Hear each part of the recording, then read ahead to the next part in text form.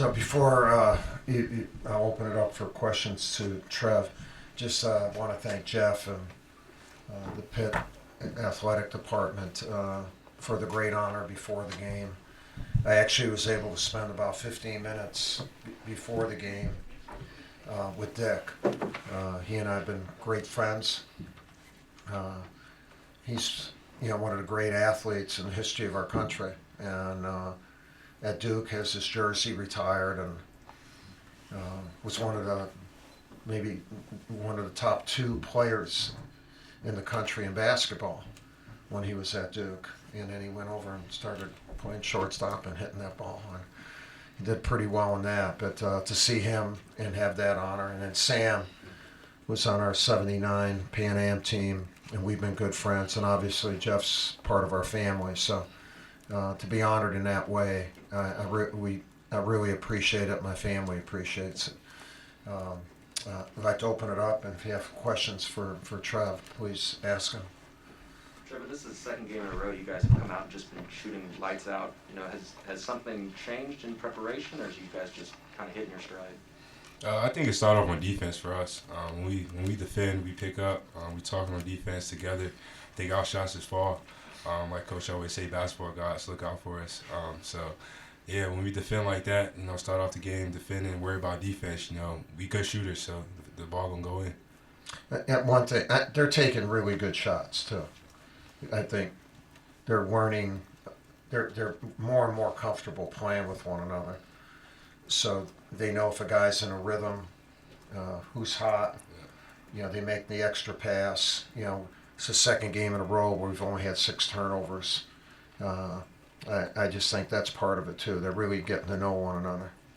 Trevor, you guys are going to finish first in the ACC and number 1 seed next week in Brooklyn. What does that mean to you guys?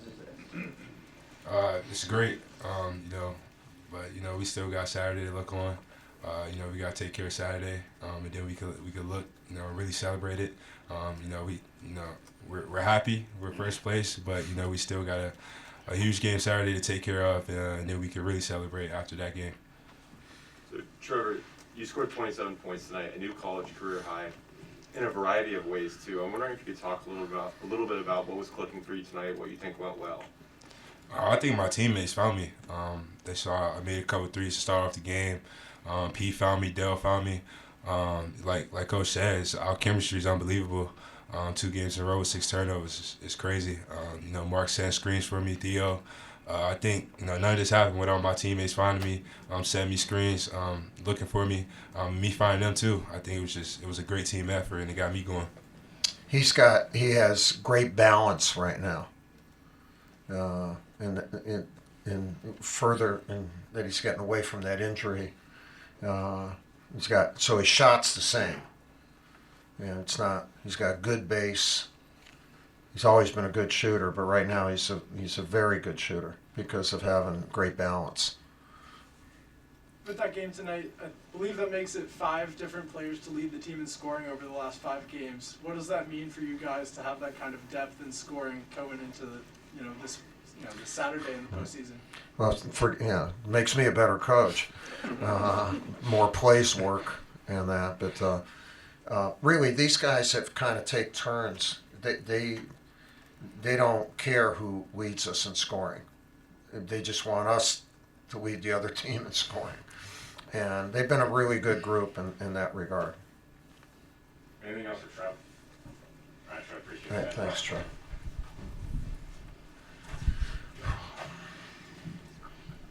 You have plans for an iron fist for your house where you're going to put your new decoration? Yeah, no, well, the fist is something I've used since I was the coach at Army, and it's really 5 guys playing as one, and I've used it, with my West Point teams, with my Duke teams, and with my U.S. teams, and it just makes sense. And the 5 fingers are, communication, trust, collective responsibility, care, and pride, and my guys believe in that, and so I'll find it's a heavy thing, so it won't be moved around a lot. And Jeff got really emotional, and so did I when he gave it to me, because it really is the start of our basis in our relationship.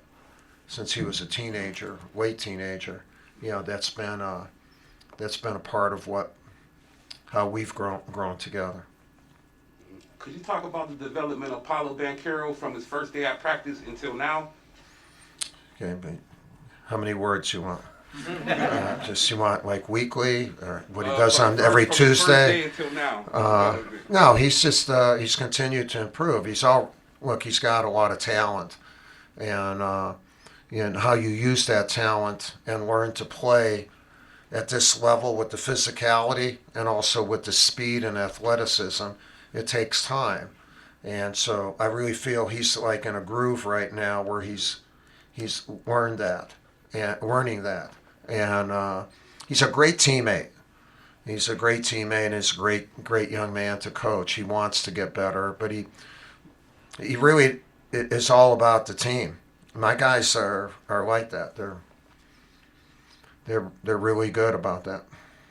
Could you tell us more about your relationship just with Jeff and what it's meant to you? I mean, he's told us stories about how when he was a freshman, you used to get on him and he had to learn how to deal with that, but that helped him grow as a leader and into a coach. What have you seen? Yeah, well, most kids, and remember, he's in the 90s, where you got on guys differently than you do now. And, you have to keep adapting to how you motivate and how you get messages across. But Jeff comes from a very proud family. His grandfather really is one of the great men in the history of our state. And his father and I were really close friends. And during the time that he was battling Alzheimer's and eventually lost that battle, we grew even closer together. That was a very, very difficult time for Jeff and his family. I'm sorry, ALS. What did I say? Alzheimer's. I'm sorry, that's what I meant. I just turned 75. Wait, let me.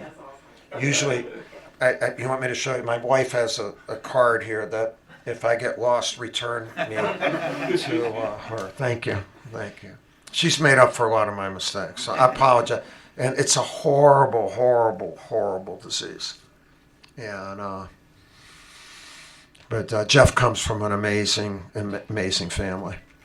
You've been going through ceremonies like this all season. Not all of them. No, Most of the not all. season, I guess. But this being the final. There's some way that they've even.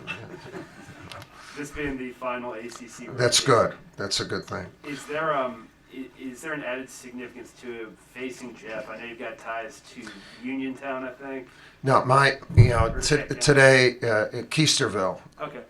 Yeah, that's where my mom was born, and my my grandparents immigrated from Krakow to the mine fields there, and I used to visit Keisterville when I was a little kid, and there's still some family there, but then they moved. The Pituk family, the 5 sisters and a brother, and I thought about them a lot today, and those are my roots. So this part of the country I identify with greatly because my mom brought those things and taught me and my brother those things. Hard work, family. Yeah, Keisterville. Who would have known? Yeah. I asked Trevor about finishing first in the ACC regular season. Now it's time for you doing this. What does that mean? Yeah, it's great, but my goal every year is the NCAA tournament, and with an uneven schedule in the conference, sometimes like we won. I think we played a really tough schedule, probably the toughest in the conference this year, and but some years it's just one game and somebody else. So I don't put a lot of. I'm proud of it. Don't get me wrong, but it's not like you haven't won this and. So yeah, but we won 2 national championships since then. You know what I mean? So I'd rather have that. We probably won a few ACC tournaments. So no, but the main thing, Steve, is we're 16-3 and 26-4. And we got a chance to play against an outstanding team on Saturday in what will be a great setting. And that'll help us going into next week, and then let's see what happens after that. But I like where my team is at right now. And, we just got through playing 3 games in 6 days on the road. So to end up in first, playing those 3 road games, that says a lot for these kids. A lot. How do you suppose your emotions will turn out Saturday night? I told my team I'll be with them. Otherwise you're really selfish. I asked them not to be selfish. And like this was my last road game. I didn't talk to them about my last road game or guys win it for me. It's my last road game. I want to be in their moment.